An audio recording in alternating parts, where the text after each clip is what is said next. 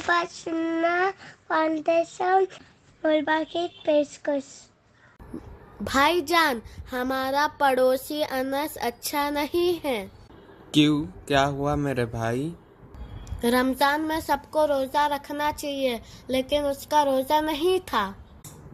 उसे बुरा कहने से पहले क्या तुमने चेक किए कि उसने शरई उज़र की वजह से रोज़ा छोड़ा है या ऐसे ही रोज़ा नहीं रखा है?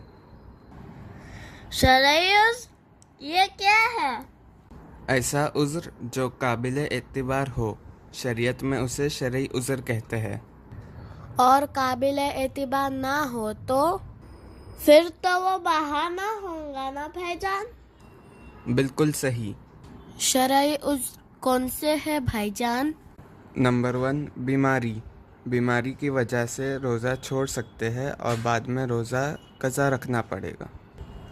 नंबर 2, सफ़र की वजह से भी रोज़ा छोड़ा जा सकता है और बाद में कज़ा रोज़ा रखना पड़ेगा।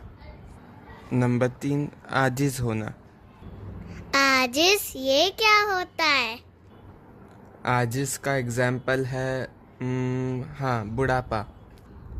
एकदम बूढ़ा आदमी अगर रोज़ा नहीं रख सकता तो चलेगा, लेकिन उसको हर दिन के रोज़े के बदले में एक मिस्कीन को खाना खिलाना पड़ेगा।